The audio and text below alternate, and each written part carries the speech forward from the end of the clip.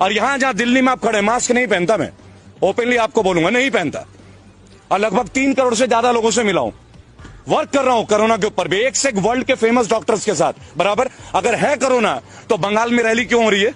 अगर था कोरोना तो बिहार में रैली क्यों हो रही है? और अगर अब भी कोरोना है तो तमिलनाडु में क्यों हो रहा है? तब इनके नहीं। अमित शाह जी मास्क पहनते हैं क्या? अंजना सिंह पहनती है क्या आज तक में? ये रूल हम जैसे सिविलियंस के लिए 2000 रुपए का चालान गाल पे चाटा नहीं लगता?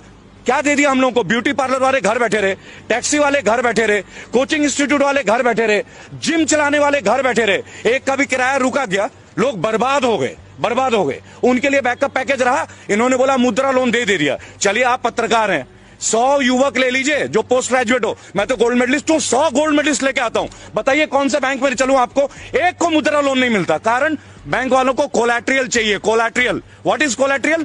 कि लोन तब देंगे जब आपके पास बैकअप रहेगा। जबकि गवर्नमेंट ये कहती है ये उन यूथ के लिए ये परियोजना है जिनके पास कुछ नहीं, अच्छी विचारधारा, हम एक प्रोजेक्ट उनको देंगे। Where is that project? कहां है वो प्रोजेक्ट?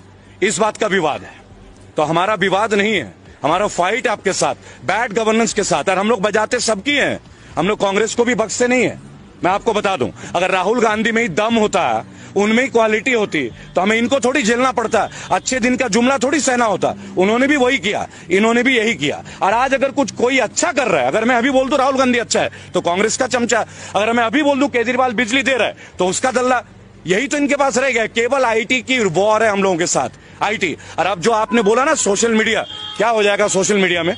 रोक दोगे तो क्या होगा? बोलना बंद कर देंगे। अरे जिस रोड पे खड़े होंगे ना, वहां हजारों लोग खड़े होंगे। जुबान भी बंद कर दोगे क्या? जुबान बंद कर दोगे? अनुराग ठाकुर नहीं बोलते हैं गोली मारो, मार दो गोली भाई, गद्दारी तो दिखा दो। अरे गद्दार को तो जीने का हक ही नहीं है। आपके लोगों में अनुराग ठाकुर कौन से गाड़ी में घूमते हैं जी? और परिवारवाद की चर्चा, राजनाथ सिंह का बेटा कौन है? मैं गौतम बुद्ध नगर में रहता हूं, राम राज्य में, जहां बोलना मना है, आपकी जानकारी के लिए मैं वहीं से बजाता हूं। कौन है पंकज सिंह? राजनाथ सिंह का बेटा। वहां के एमएलए कौन थी? विमला बाथम। कहां की थी? बेस्ट एमएलए थी। उनको हटा के राजनाथ सिंह के बेटे को टिकट दे दिया जाता है। परिवारवाद नहीं है? तब मुलायम सिंह याद आता है आपको, तब लालू याद आता है। Rules has to be made not biased for all, one for all for one.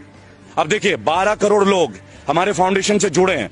इस साल के अंत तक 25 करोड़ का टारगेट है, और 2022 यूपी और 2024 पूरे देश में। लेकिन कोई पार्टी को सपोर्ट नहीं करेंगे। ओपनली हमने एक बात बोला है, जो भी कैंडिडेट क्राइम फ्री हो, जिनके ऊपर मुकदमा नहीं हो, औरतों के प्रति गंभीर केस ना हो, जिन्होंने छात्र में नेता कभी भी कोई काम किया हो, या जो अनएजुकेटेड हो, अपनी गली मोहल्ले का, उन सब लोगों को हम फाइट के लिए तैयार हैं। रेबल फाउंडेशन उनके लिए तैयार है।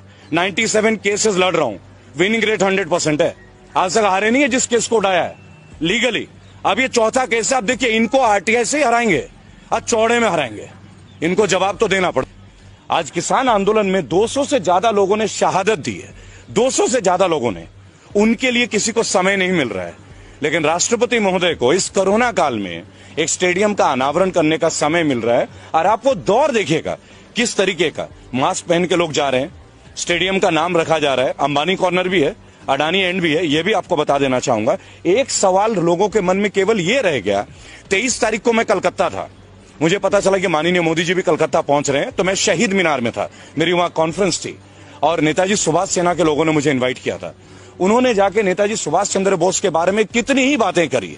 23 जनवरी, उन्हें जब भी किसी राज्य के कोई नेता की याद आती है ना, वो तुरंत फ्लाइट लेके पहुंच जाते हैं। अगर उनके दिल में सच में ये भक्ति होती है नेताजी सुभाष चंद्र बोस के लिए, या चंद्रशेखर आजाद के लिए, या प्रफुल्ल चाकी के लिए, या अशफाक उल्लाह खान के लिए, किसी भी हमारे शहीद आजम भगत सिंह के लिए, तो क्या ये स्टेडियम उनके नाम में नहीं करना चाहिए था? अगर वो ये करते तो हमें ये लगता कि नहीं, ये राजनीतिज्ञ नहीं है, ये नेशनल लीडर है। नेशनल लीडर, केवल प्राइम मिनिस्टर नहीं है। हमने मोदी जी को as a prime minister selection नहीं किया था, हमने उनको सिलेक्शन किया था एज अ नेशनल लीडर, कि एक साधारण व्यक्ति भी बिना खानदानी पॉलिटिक्स का, बिना पैसेपति, बिना पूंजीपति परिवार के, क्योंकि वो खुद को चाय वाले बताते हैं, राइट, तो वो प्रधानमंत्री बन सकते हैं। क्या फर्क रहा जब 2010 से पहले मायावती जी ने दलित प्रेरणा स्थल में अपना स्टैचू लगाया था, अपनी प्रतिमा लगाई थी। उन्होंने लोगों से आह्वान किया था कि मुझे पूजो, मुझे पूजो, ये कहा था। लेकिन तब यही लोग थे जो विरोध करते थे। आज इनको क्या हो गया भाई? आज आप अपना नाम की पूजा नहीं करा रहे हैं क्या? इस वक्त उनकी उतनी उम्र हो गई है, अब बहुत जल्दी आप ये भी देखेंगे कि भारत रत्न आपको ना मिल जाए, क्योंकि जिस देश में मौजूदा प्रधानमंत्री के नाम पे स्टेडियम होता है, और उसका अनावरण मौजूदा राष्ट्रपति करते हैं, तो कहीं ना कहीं सबको टेंशन होती है। महंगाई पे देखिए, देश के असली मुद्दे इस वक्त स्टेडियम नहीं है। देश का असली मुद्दा अगर आप देखना चाहे, कोई भी नेशनल मीडिया जो हमारी बेसिक मुद्दे उन पे चर्चा नहीं कर रहा है। क्यों ना चर्चा करे महंगाई के ऊपर, क्यों ना चर्चा करे बेरोजगारी के ऊपर। ये वही जगह है जहां हमने प्रोटेस्ट किया था 14 तारीख को, और ये वही जगह है जब 22 तारीख को लाठियां भांजी गई एसएससी जीडी के बच्चों के लिए। क्या दोष है उनका? 50 लाख लोगों ने फॉर्म भरा, 50 लाख लोगों ने। 100 रुपए का फॉर्म था, अरबों रुपए कलेक्शन होते हैं। देश का सबसे बड़ा घोटाला है। कौन कहता है कि सरकार घोटाला नहीं करती? सबसे बड़ा घोटाला है फॉर्म घोटाला। अरबों रुपए कलेक्शन करते हैं आप टेस्ट के नाम पे, फॉर्म के नाम पे। और खुद नित्यानंद राय जो राज्यसभा के मंत्री है, वो कहते हैं कि 1.25 लाख वैकेंसी है, तो 54,000 को क्यों ले रहे हो? जिन लोगों ने रिटर्न टेस्ट दे दिया, मेडिकल टेस्ट दे दिया, फिजिकल टेस्ट पास कर दिया, और कोई टेस्ट बचा ही नहीं, इसके ऊपर कौन बात करेगा? क्या राष्ट्रपति महोदय को मैं ज्ञापन देने गया था, आपकी जानकारी के लिए। 14 तारीख को राष्ट्रपति महोदय का मैंने ज्ञापन दिया है एसएससी जीडी के अभिभावकों के साथ, उनके बच्चों के साथ। मैं स्वयं था। प्रत्यक्ष प्रमाण को आवश्यकता नहीं कि आपको इस पुख्ता सबूत दें। क्यों नहीं उनके बारे में बात हो रही है? केवल एनडीटीवी को छोड़ के कोई क्यों नहीं दिखा रहा है, या यूट्यूबर्स को छोड़ के कोई क्यों नहीं दिखा रहा? और कल से ओटीटी और हमारे यूट्यूब के ऊपर भी पाबंदियां शुरू हो रही है। पता है ये सब क्यों हो रहा है? वो कहते हम कांग्रेस मिटा देंगे, वो कहते हम ये मिटा देंगे। अरे आपको मिटाने की क्या जरूरत है भाई? आप अपने काम को इतना अच्छा कर लो ना कि दूसरे भी आपको जुड़ जाएं। ये भी आपको समझना होगा। आपका काम सर्वश्रेष्ठ होना चाहिए। अगर आप दूसरों को खत्म करने में सर्वश्रेष्ठ हैं, तो इसका मतलब आपको काम करने का आदत ही नहीं है। देखिए, ministry of finance, Anurag Thakur ji के इतने बड़े बड़े स्टेटमेंट थे। आज से 3 दिन पहले आप गूगल पे देखें, चाइना की कंपनीज को 50 प्रोजेक्ट को अब यस सिग्नल मिलने वाला है। ऑफिशियल है, मैं आपको कोई भी मनगढ़ंत बातें नहीं बताता। अब ये 50 जो प्रोजेक्ट है, परियोजना है, उधर गलवान घाटी में हमारा चल रहा है। पिछले 1 हफ्ते से आप देख रहे होंगे कि चाइना के अधिकारी निरंतर हमसे बात कर रहे हैं। क्यों बात कर रहे हैं भाई? हम क्यों बात कर रहे हैं उनके साथ? हम वास्तविक जो नियंत्रण रेखा है उसके ऊपर हमें बात करने की आवश्यकता क्या है? जो हमारा है वो तो हमारा है ना, इसके लिए हमें बात करने की क्या जरूरत है? अंतर्राष्ट्रीय लाइन ऑफ एक्चुअल कंट्रोल और लाइन ऑफ कंट्रोल ये आज से तो है नहीं, कोई आजादी के वक्त से है ना। ब्रिटिशर्स ने इस लाइन को खींचा था, तब हमने माना था। और उसके बाद आप बात कर रहे हैं, और फिर अभी बीच में आ रही है 3 दिन पहले कि चाइनीज कंपनी को 50 परियोजनाओं को ग्रीन सिग्नल मिलने वाला है। अनुराग ठाकुर का है जी, आप देख लीजिएगा, टाइम्स ऑफ इंडिया में देख लीजिए, ट्रिब्यून में देख लीजिए। मेरा केवल एक तात्पर्य है इन सब मुद्दों के दौरान कि देश में स्टेडियम का नामकरण हो रहा है मौजूदा प्रधानमंत्री के नाम पे, और उनका अनावरण कर रहे हैं मौजूदा राष्ट्रपति। वो राष्ट्रपति महोदय जिनको 200 लोगों की शहादत पे वक्त नहीं मिल रहा है, वो राष्ट्रपति महोदय जिनको मुरादनगर में एक, आप बोलते हैं ना कि हम प्राइवेटाइज का विरोध क्यों कर रहे हैं, आपको उदाहरण देंगे कि क्यों हम लोग उदाहरण दे रहे हैं कि आपको सरकारी संपत्ति आप क्यों बेच रहे हैं, उसके ऊपर उदाहरण है। आज से महज 1.5 महीने पहले मुरादनगर में एक परिवार का अंतिम दाह संस्कार था। आप सब यूट्यूबर्स, आप परिचित होंगे इस समाचार से, और कई परिवार गए थे उनके अंतिम संस्कार के लिए। और 2 महीने पहले वो शवगृह बन के तैयार हुआ था, उसका जो भवन है, अचानक से छत गिर जाता है और 25 लोगों की अर्थी उठती है उसी शमशान घाट से। 2 महीने पहले कंस्ट्रक्शन, A क्लास कॉन्ट्रैक्टर, और 25 लोगों का जान खोना, और क्या मिलना? 2 लाख रुपए का मुआवजा। 2 लाख। जिस सरकार में सीना चौड़ा करके एक बीजेपी का कार्यकर्ता मिल जाए ना, मैं तो उनके बीच जाता हूं, उनसे एक बात पूछता हूं केवल, आप 5 लाख करोड़ की बात करते हैं कि जीएसटी में आपका कलेक्शन है, और हमारे देश के नागरिकों को 2 लाख रुपए का मुआवजा मृत्यु होने पे, वो भी जिसपे सरकारी रवैये के भुक्तभोगी हैं वो लोग, वो भुक्तभोगी हैं, तो इनके ऊपर कब बात होगी? कब बात होगी इनके ऊपर? इनको 2 लाख क्यों? देश तरक्की कर रहा है। आप ये कह रहे हैं कि देश तरक्की कर रहा है, राइट? अगर देश तरक्की कर रहा है तो देशवासियों से तरक्की होती है ना। देश का तरक्की क्या होता है? भारत की तरक्की क्या है? भारतीयों की तरक्की होती है, भारत की तरक्की। देखिए, मैं एक बात आपको बताना चाहूंगा कि ट्विटर का पर्पस क्या है? जेन्युइन इंफॉर्मेशन को लोगों तक पहुंचाना, अपनी फीलिंग्स को लोगों तक पहुंचाना। नेशनल मीडिया, जिसको अब हम लोग धीरे धीरे गोदी मीडिया के तौर पे जानने लगे हैं, कौन है ये नेशनल मीडिया? ये सारे सैटेलाइट चैनल। आप देखिए, रजत शर्मा जनता की अदालत करते थे। क्या रजत शर्मा ने कभी ये नहीं सोचा कि एक बार बाबा रामदेव से पूछे? ये वही बाबा रामदेव है जिन्होंने कहा था कि 30 रुपए में पेट्रोल मिलना चाहिए। ये वही बाबा रामदेव है जिन्होंने बोला था काला धन वापस आना चाहिए। देखिए, मोदी जी के हर चीज के खिलाफ नहीं है, कभी भी नहीं है, और व्यक्तिगत तौर पे तो उनके खिलाफ कभी भी नहीं। हम आज भी मोदी जी बोलते हैं, पूज्य नहीं बोलते, माननीय प्रधानमंत्री है। लेकिन अगर आपकी पॉलिसीज हमें तोड़ती हैं, अगर आपकी पॉलिसीज से लोगों का बेरोजगार का स्केल आउट डाउन हो रहा है, तो क्वेश्चंस तो उठेंगे, सवाल तो उठेंगे। और अगर आप में क्षमता है, आपके मंत्री में क्षमता है, तो आप उन सवालों का हमें जवाब दे दें। आप हमें जवाब दे दीजिए, हम संतुष्ट हो जाएंगे। आप हमारे सवालों का जवाब नहीं दे रहे, आप आरटीआई का जवाब नहीं दे रहे। जो आरटीआई, देखिए सबसे बड़ी बात क्या है, हमारे पास एक पावर था, राइट टू इंफॉर्मेशन। मैं खुद एक आरटीआई एक्टिविस्ट हूं। आज आरटीआई के जवाब मुड़ के नहीं आते, मुड़ के नहीं आते। क्यों नहीं आते भाई? ये किस तरह का गवर्नेंस है जहां आरटीआई के जवाब हमें नहीं मिलते? आप कैसे जानेंगे कि एसएससी जीडी, ये जो 1.25 लाख लोग हैं, physically fit, medically fit, written test pass, और कोई एग्जाम नहीं है। 3 इयर्स पहले इनका टेस्ट हुआ 2018 में। इसी तरह लोको पायलट के बच्चे इंतजार कर रहे हैं, 10,000 से ज्यादा बच्चे। यूपी पुलिस की भर्तियों के लिए निको पार्क लखनऊ, जहां मैं अब जाने वाला हूं, वहां लाठियां मिल रही है। आप देखिए, किसी भी पार्टी में यह हो सकता है क्या कि अगर आपने कोई ज्वलंत मुद्दे को उठा दिया तो आप लाठियां बांधोगे? आपको तो उनके सामने आके उन्हें जवाब देने की जरूरत है। सेटिस्फाई कीजिए, यूथ को सेटिस्फाई कीजिए। आप एक बात बताइए, यूथ क्रिमिनल कैसे बनते हैं? आज की डेट में भारत में सबसे ज्यादा पढ़े लिखे लोग जो हैं वो बेरोजगार है, और वो केवल इस भाजपा शासन की देन नहीं है। ऑब्वियसली कांग्रेस की भी देन बहुत बड़ी रही है, लेकिन व्हाट अबाउट द चेंज?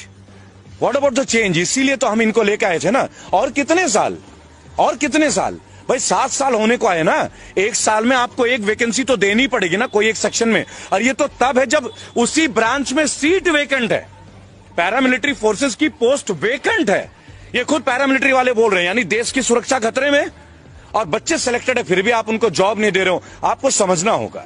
देखिए, मैं क्लियर आपको बताऊंगा कौन नहीं है रेबल। अब कौन नहीं है?